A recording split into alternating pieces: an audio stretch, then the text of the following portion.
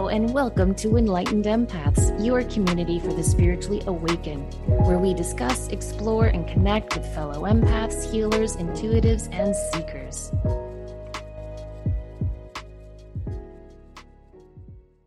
Hello, empaths. Thanks for joining us once again this week.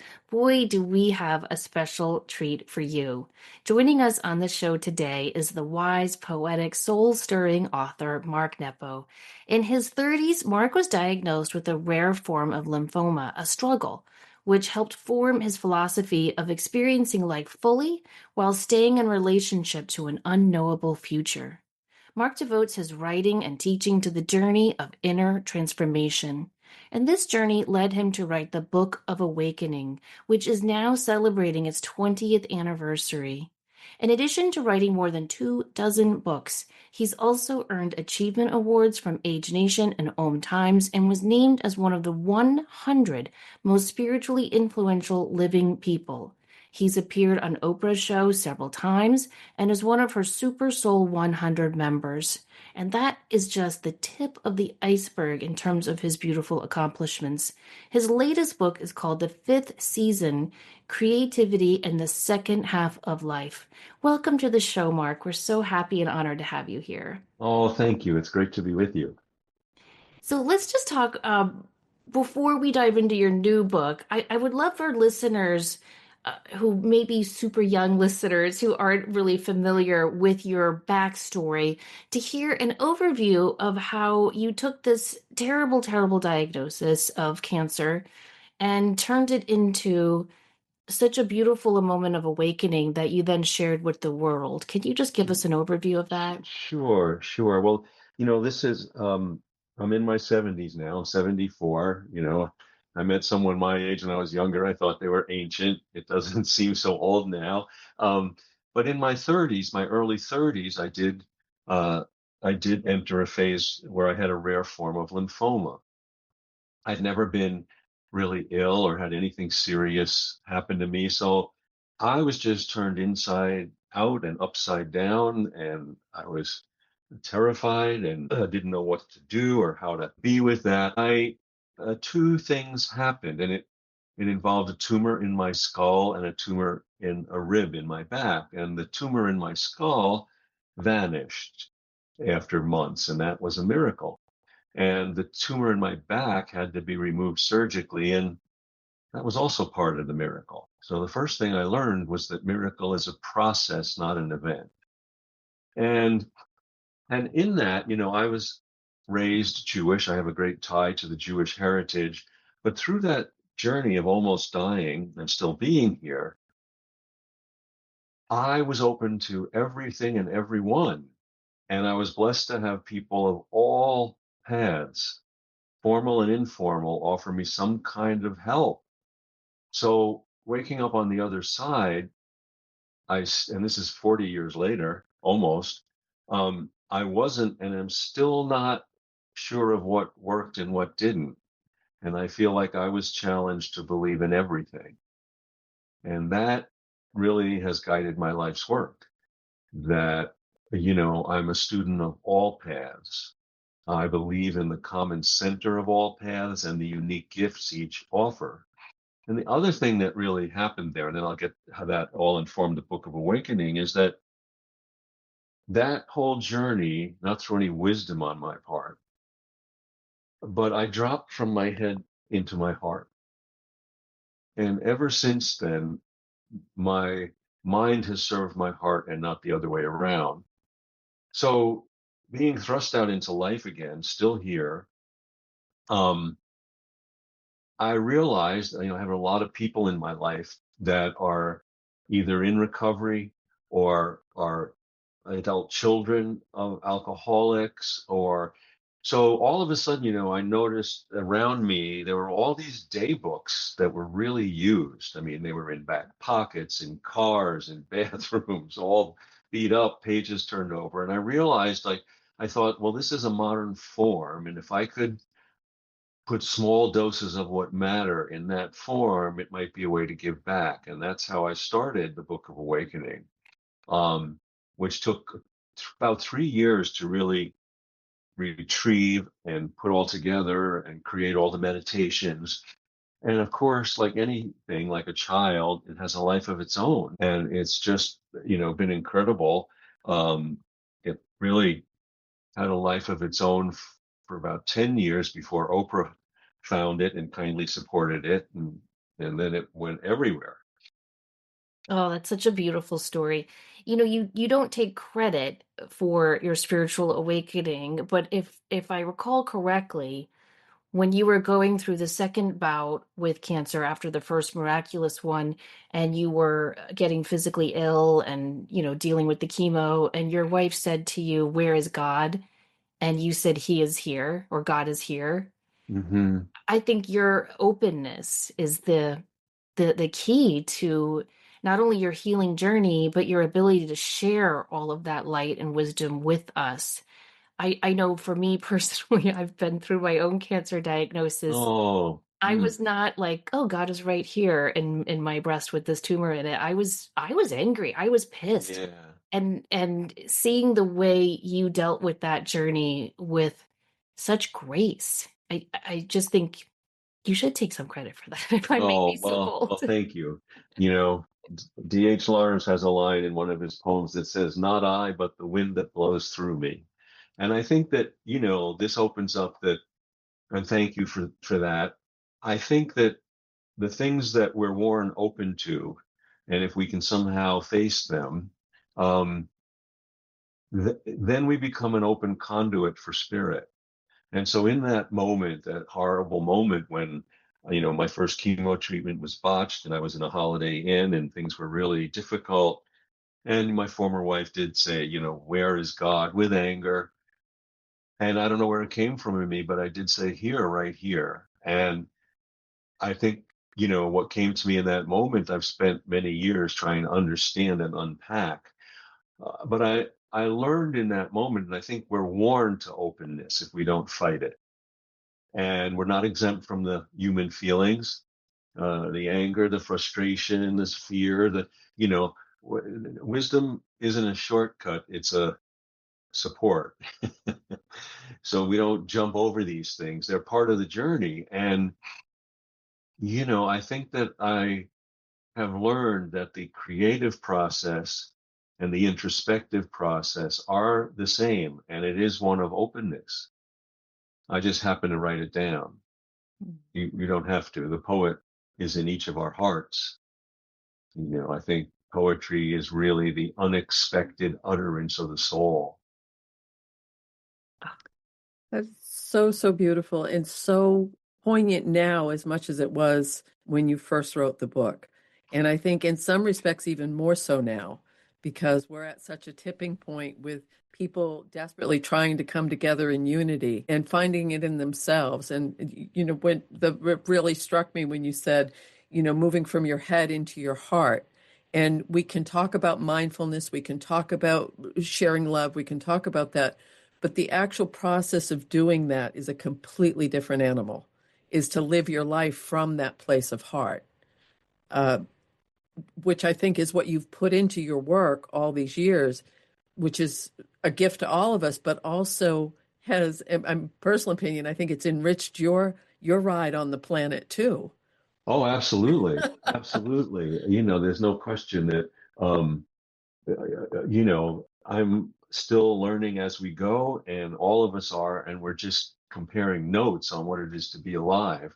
And I think, this notion of from your head to your heart, there's actually a Lakota saying, the longest journey you will make in your life is from your head to your heart. And there's another saying, which is a Zen saying, uh, well, how does it? Yeah, okay. "Why is the road to freedom so long?" asked the troubled apprentice. And the master replied, "Because it has to go through you." And, when I was younger, when I first came across that, I heard it as critical. I thought, ooh, ouch. I don't know if I want that teacher. But through the years, I've understood it more as a geographical response, because the journey is long from here to here, and the road to inner freedom, because the continent of the self is vast.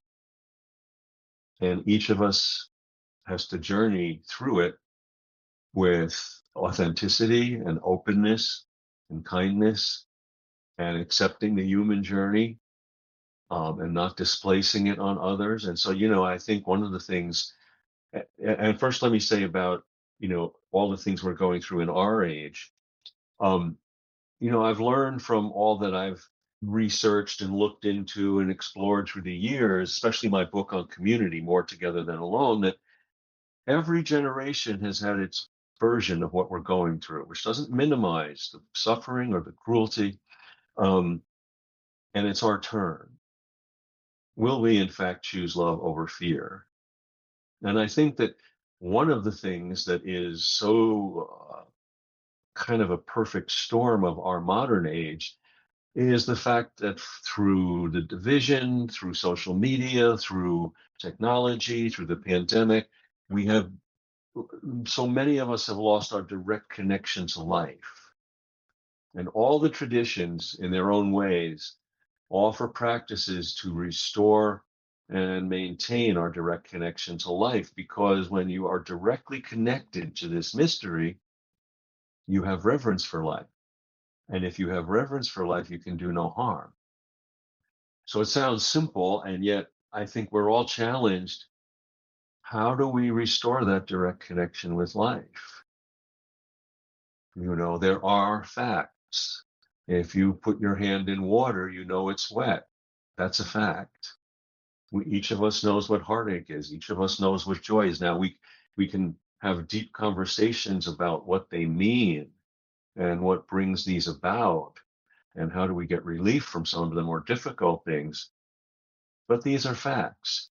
And, the idea that we can pull the rug out under reality is because we're disconnected, because we're so disconnected.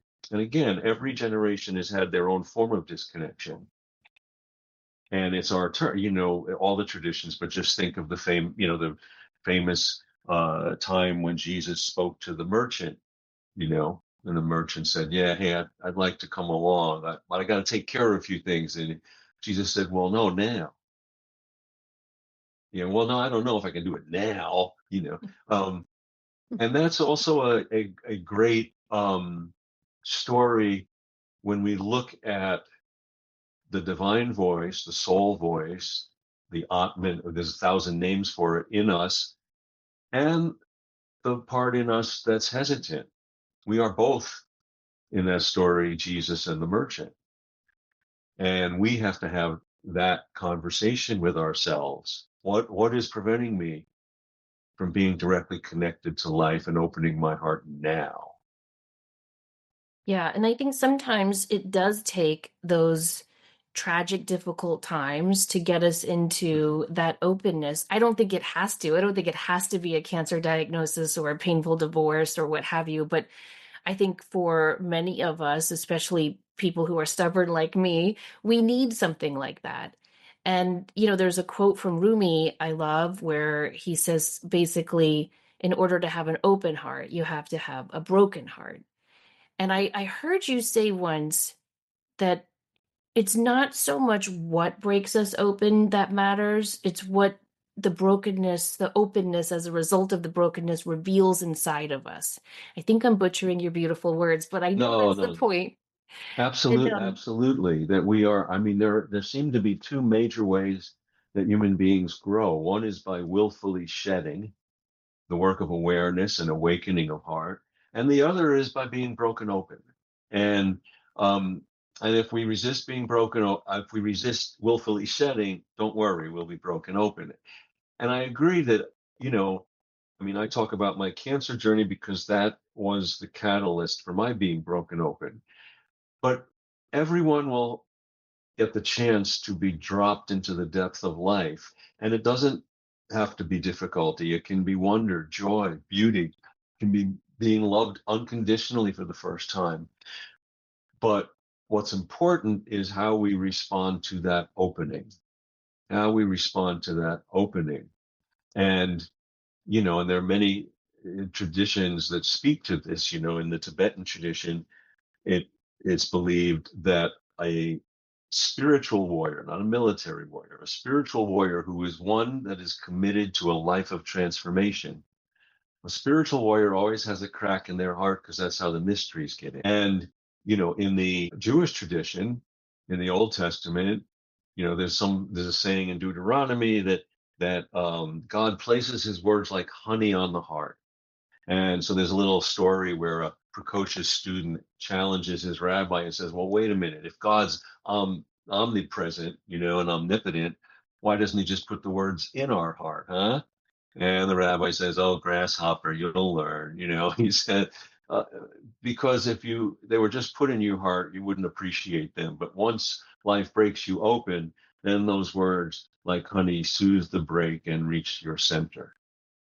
And another uh, piece of this that I discovered in doing an early book of mine, which has to do with being sincere.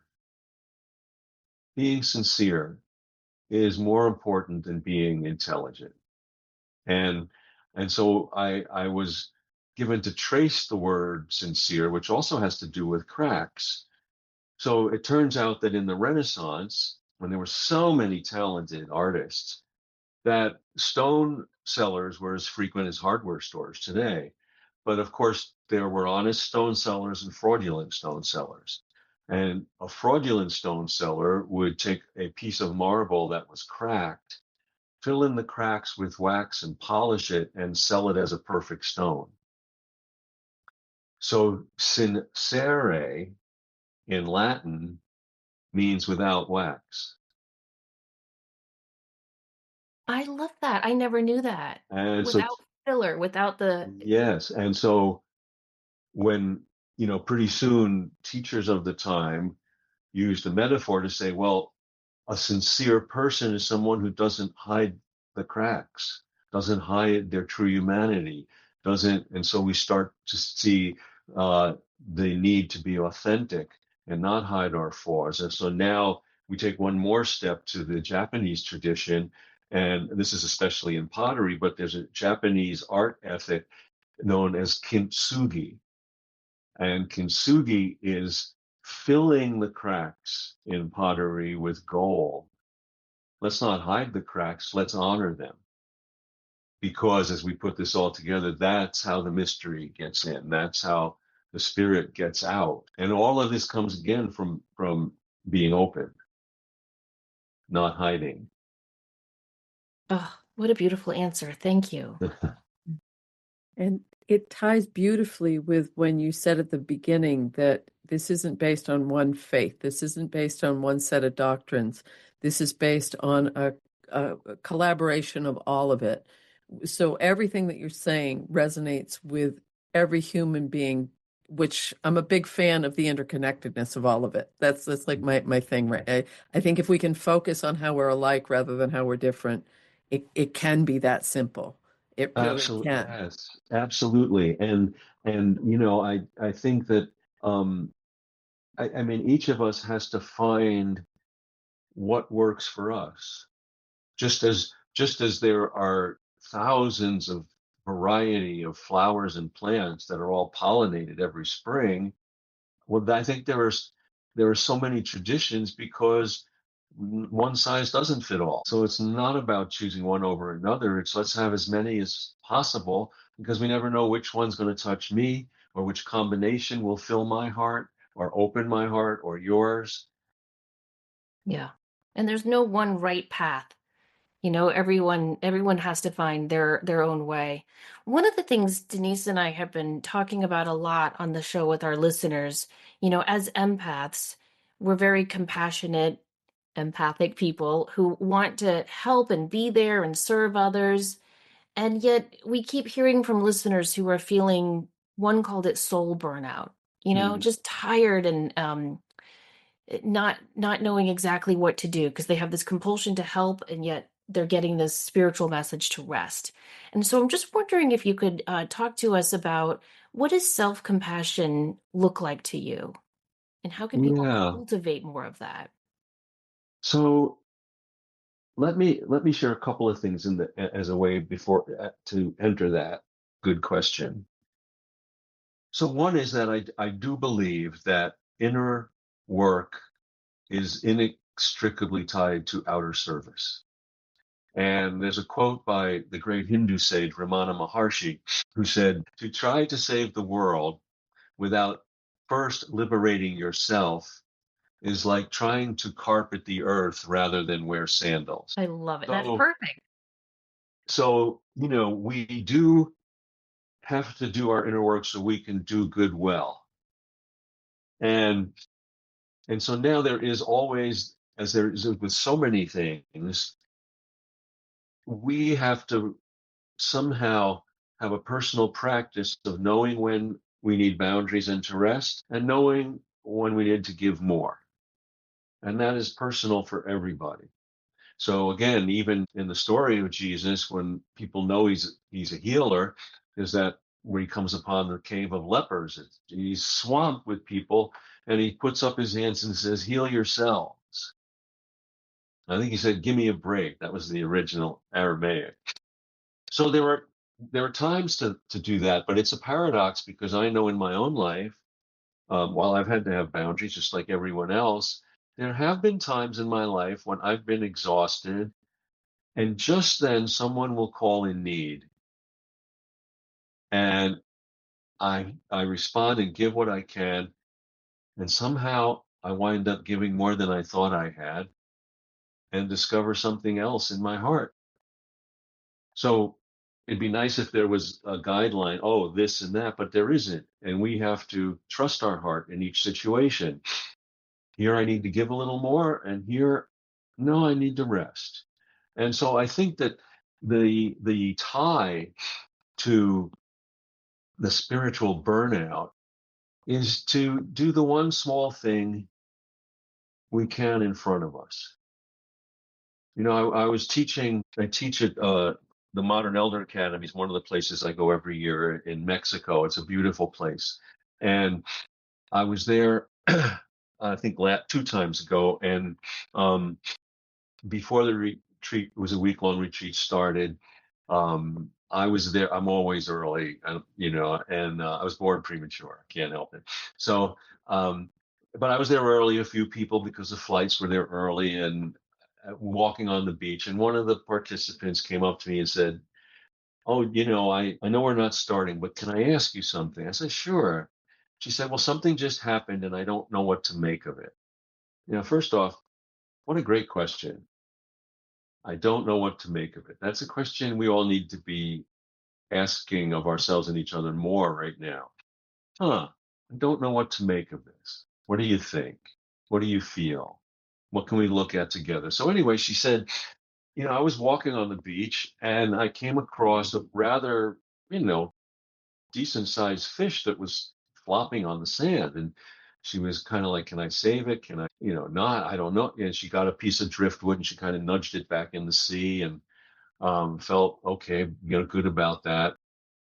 And then about 10 minutes later, there was another one. And that's what she didn't know what to make of. And so we walked along the beach in the other direction and we entered that conversation. And I found myself saying, we're here to save the one fish in front of us. That is the noble open-heartedness of kindness. And, mentally, when we think, well, I can't save all of them, why bother? Or I'm going to save all of them. So to be a pessimist or an idealist, no, we're here to save the one fish in front of us. We can't save them all. And that contributes to the common goodness. So another metaphor in all this is that, if I only take all this in my mind, it will make me exhausted and feel impotent and insignificant. But if I take it in my heart, it doesn't reframe or minimize the suffering, but we're each a part of it and we each can contribute. And so in my body, in your body, we have healthy cells and toxic cells. So as long as I have one more healthy cell than toxic, I'd like a lot more, but as long as I have one, I'm leaning in the side of health. Well, I would offer that humanity is a global body. And every one of us is a cell in that body. So the work we're doing, the saving of the one fish in front of us, these conversations like we're having today, being authentic and open in our own lives does keep us from carpeting the earth. And it helps keep humanity having a little more healthy cells than toxic cells. And that all matters. Yeah, it really does. I love that expression, the one fish in front of you. And the beautiful, beautiful thing in that is you never know the impact it's going to have. You never No, know. You can do something so simplistic to help another human being and think, ah, it was just something that I did. And it can cause a ripple effect that helps a lot more fish. absolutely. Which Absolutely. I love. I love, love, love. In your book, you talk a lot about creativity as you age. And I think creativity on the whole is something that humanity really needs to reconnect with. We've become so used to scrolling the phones or looking for someone else to give us our ideas or our input, or we're in that comparison study.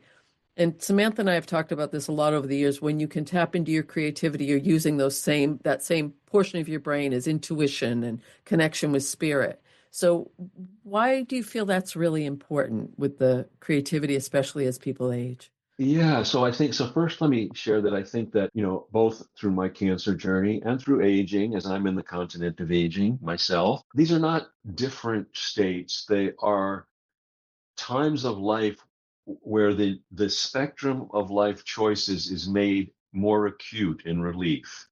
And so while I focus this book on lessons in the second half of life, they apply to everyone, no matter how old you are. I was recording the audiobook for this book, and I had a wonderful 30-year-old sound producer. And I checked in with her halfway through the week it took to record the book and said, I know that you're younger. Like, how is all this sitting with you? And she said wisely, oh, I find a lot of it relevant, not just because thinking of my parents, but everyone's aging, no matter where you are, whether it's from 20 to 40, 40 to 60, 60 to 80. So I think that the things that I've learned from this book, from retrieving this book, apply all along. And so the chief thing is creativity is, and I have a book devoted completely to the creativity and the life of expression called Drinking from the River of Light. Came out about 10 years ago. And it's not about, oh, I've got more time now that I'm retired. I'll create more paintings or whatever. It's that our life is the work of art, and our immersion, our giving of our all, our wholeheartedness, that is the engagement of creativity in whatever form. It could be poetry. It could be the arts as we know them. It could be gardening. It could be stamp collecting. It could be learning to be a foreign auto mechanic. Okay, it could be anything. But the soul. I believe that the soul wants our heart to be as alive as possible. So, like a fire doesn't care what kind of wood you throw on it. Oh, just the oak. I don't want the elm. And a soul doesn't care what kind of care you throw on it or what you achieve by it, as long as the soul's light, the fire can be kept burning alive and bright in our aliveness. So in the second half of life, especially, I think that when we give ourselves over and are immersed in something, regardless of our intent, it becomes our teacher. And that's one of the reasons I've been able to be so prolific, because each book is a teacher that once I have ways in, but it's all plans, ideas, themes. They're just kindling until the fire's lit, and then I have to become a student of that. So not one of the books I've written is the book I started. And that's a sign that and the other thing about immersion, and it allows us to connect with oneness, with that interconnectedness in a felt way. So I learned this very early. when I was a boy, and the lesson didn't come till later, but my father, who's gone now, but he was a master woodworker who loved ships and the sea, and he built a 30-foot ketch, that wooden ketch that I spent a lot of my youth on. And he would also have this hobby where he would build what are called half models. So he would get plans, actual blueprints from sailing ships from the 1800s, and to scale, he build like 4 or 5 foot versions of this out of wood, and they were called half models because you built half so they could be mounted on a wall.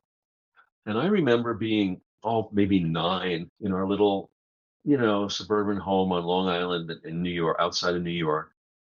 And we had see-through stairs in the basement, and the basement was his shop and where he would do all this, and where I witnessed his creativity. He never talked about it, but I felt it. And I was watching him. He didn't know I was watching, and he was threading like rigging, which was black thread in this half model with a tweezer.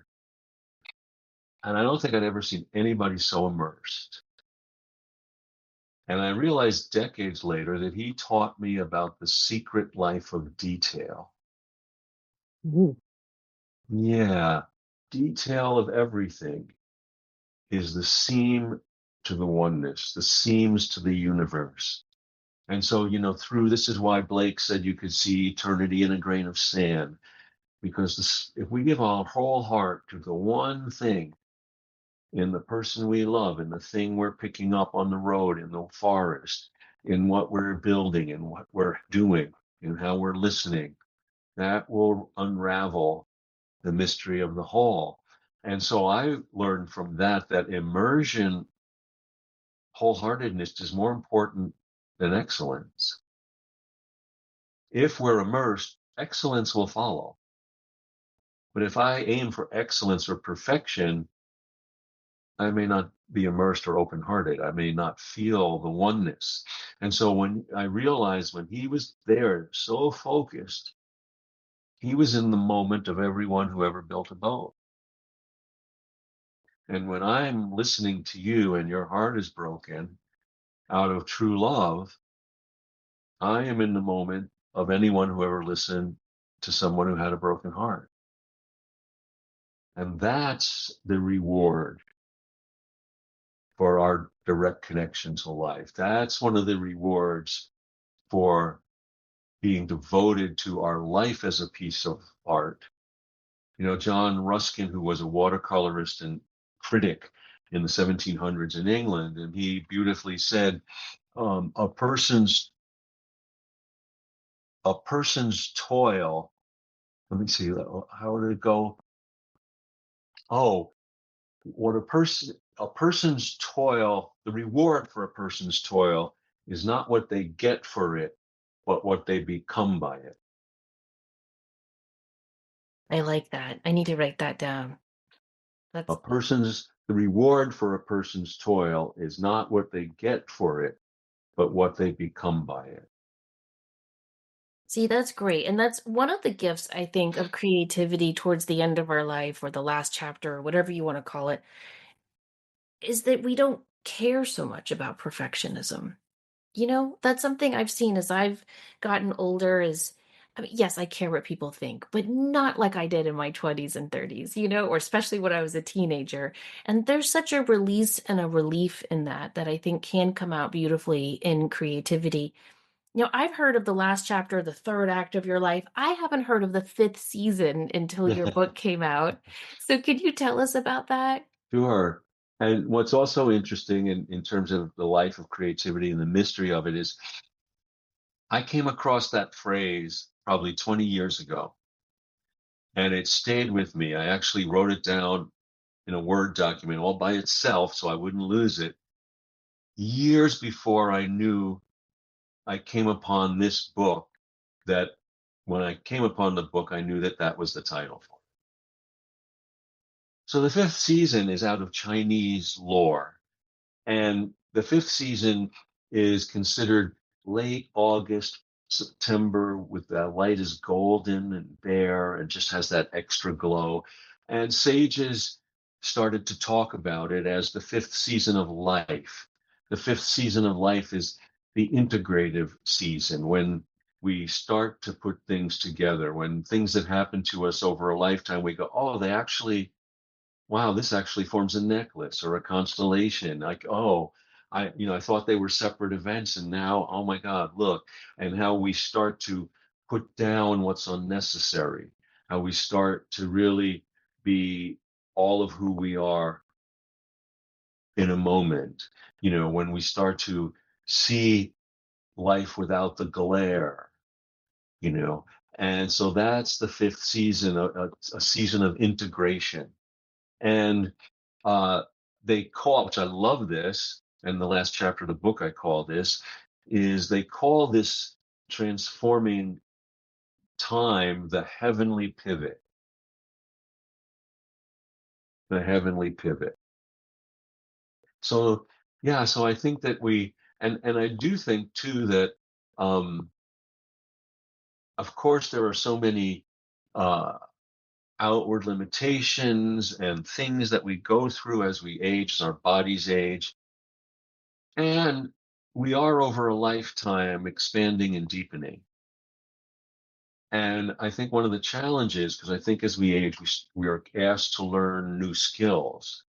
And one of them is staying open, not turning from difficulty to cheer up or reframe, but staying open to the deepening and expanding in us over a lifetime, as well as the limitations, because they work together. And if we don't stay open inwardly, then the acuteness of our limitations will get even more acute, and they will dominate everything. In the beginning of the book, I think you probably saw I use a metaphor of a meteor.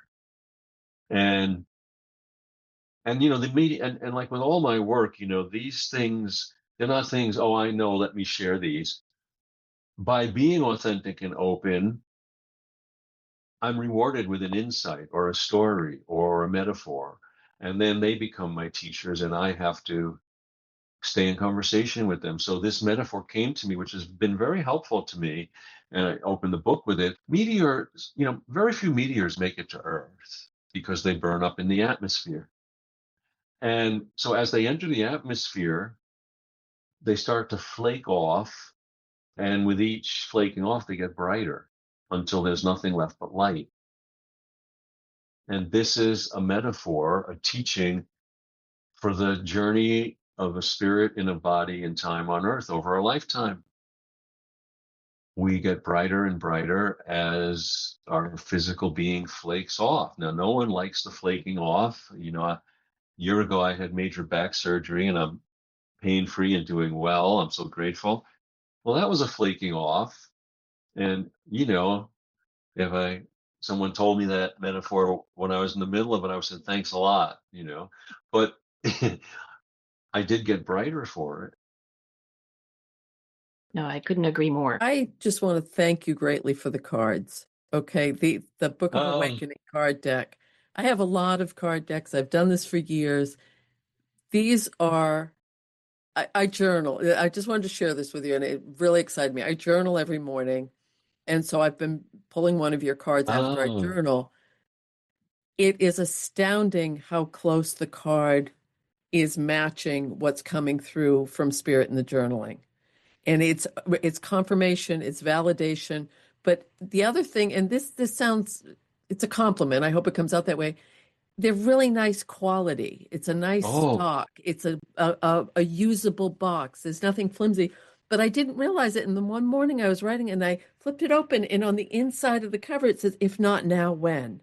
And I just giggled and I thought, oh my goodness, that's perfect. And I had been writing about that. And I thought, because I think when you align with a certain deck or a certain message or a certain, and they're different, they're unique, they're very simplistic. It's not a lot, but it you can tell it's a channeled work. I'd love to give you all the credit, but I know that this is a divine collaboration for you, yeah. and And so they're incredible. yeah, thank you. And let me also acknowledge that, my publisher of the Book of Awakening, Red Wheel Wiser, and Michael Kerber, who's the publisher, it was their wonderful idea to imagine this as a way to really be with people. And the design is as you know, is absolutely gorgeous. It's just breathtaking. I'm so moved by how that was done and offered.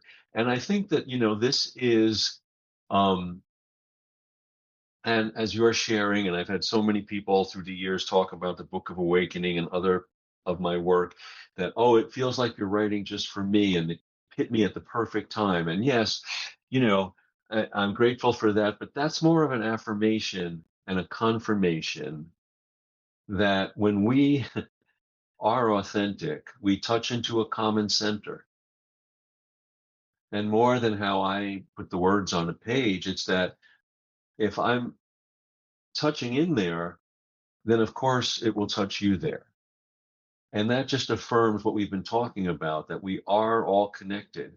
And so, I do think that, you know, um, when I can be open, I can receive life. I mean, this is one of the paradoxes of life, whether we write or not, just being a full human being is one of the rewards for being completely myself is that I am then an open inlet for everything that's not me. And so clearing out who I am, processing inwardly, being authentic hollows me out again so that I can receive the rest of life, which I have in common with, and yet I don't know about. And this goes on and on and on. And that's the real work of a spiritual practice. That's whatever's in your toolbox, that's the real work of awareness, is to clear, this window in my study, windows get filmed over by weather. Well, that the film isn't evil. The nature isn't evil. It's natural. And then we clean the window. Well, this happens in inwardly, our eyes and our heart and our mind, even our ears. These are inner windows, and experience films them over. And our love and compassion and awareness and dedication clean them. The only difference is that inwardly, every time we clean a window, we get an inch of wisdom. And so this is an endless practice, which is one of my books. And I learned this again, an experience that really triggered all this about windows. So let me say the practice question for every one of us, an inventory question, is: so what are the relationships, experiences, and practices that help you clean your inner window? Yeah, that's definitely a key thing to meditate upon. Do you meditate every day, Mark? Um, Not formally. At a period earlier in my life, I did to learn more, but I think that the space, that I meditate in is the space I go to listen for all that I retrieve. And I know that in traditional meditation, you drop thoughts and feelings, and I just take notes. So if I'm clear enough, then I'm open enough, then I'm listening to, the voice of life and in conversation. So I have tried, at least in these last, I don't know how many years, that my practice is an integrative one, that I try to meditate when I'm impatient at the pharmacy online. I try to, if I'm stuck or something, I will focus and, sit here and try to be still. But in my day to day, I really have tried to practice all the different ways of deep listening and feeling and being still when I'm out in the world. Thank you for sharing that, because I do try to meditate as much as I can, but I find that I get so much more out of what I call those zone out moments, when you just kind of let yourself look out the window and forget about the work in front of you, or if you're at a stoplight, just kind of zone out for a minute in the Well, shadow. that's not zoning out, that's zoning in. Yeah, And Good. That's true. Yeah, and that's a portal to meditation, to the stillness, that's under everything. And so, when I mean, I haven't, I'm getting back to it, but because of what I went through with my back, I've always been a swimmer. And I found that, and of course I did it for aerobics and all of that, but I found very quickly it was a moving meditation for me. And I swim very slow, so slow that the lifeguard at the pool checked on me to see if I was okay. I said, no, this is it. I swim like a turtle. Thank you very much. I'm not going anywhere. But I felt, that oneness, whether of, and this raises something about authenticity that I write about, I think, in the Book of Awakening, is trying to move at the pace of what is real. So, because when I can move at the pace of what is real, and that is to slow down enough that life comes in it, and that's what's in me comes out, and what's out comes in. Those are the moments that seem to glow. Now, I would say the miracle is everywhere. Everything's glowing, but I'm not often moving at the pace of what is real enough. So that's when I'm on a walk in the woods and the light is on a certain wildflower. And when I stop, it's like this whoa moment. Well, it was always that moment, but now I've stopped enough. And so, in a very kind of spiritually practical way, what do I mean by moving at the pace of what is real? Well, I think, and I can't stay there, but the moments when I try to have my mind and my heart and my body move at the same pace, it's like mystical tumblers in a lock. All of a sudden, everything opens. Then I trip on the stair at the bottom of my stairs, and now my heart's racing, and so much for at the pace of what is real. But we go in and out of it. We go Yeah. in and out of it. Yeah. And I think the key is to recognize that we are okay in all those moments, the in the out moments. So I love the way you use, I feel like words of poetry just drop out of your mouth naturally. So thank you for all of that. Thank you. Denise, do you have another question before we wrap up? No, I just want to say thank you because you're you're very humble for your accomplishments and very genuine and very true. Sincere. Yes, sincere. You're Very without much so. wax, Mark. Thank you. And I know that this episode is going to help a lot of people, so please know how much that's appreciated. Oh, you're so welcome. You're so welcome. And thank you for your work. It's great to be with you. And thanks so much. Well, we're gonna post all this in the show notes and on our social media, but you have some pretty good events coming up that we'd love to just give you a chance to tell listeners about. Yeah, sure. So two things that as I mentioned, the Modern Elder Academy that I teach a week at, and I'll teach a week March 2nd through 7th in 2026, on the fifth season there. And that's always a wonderful experience. And then I offer year-long journeys here in Michigan where I live.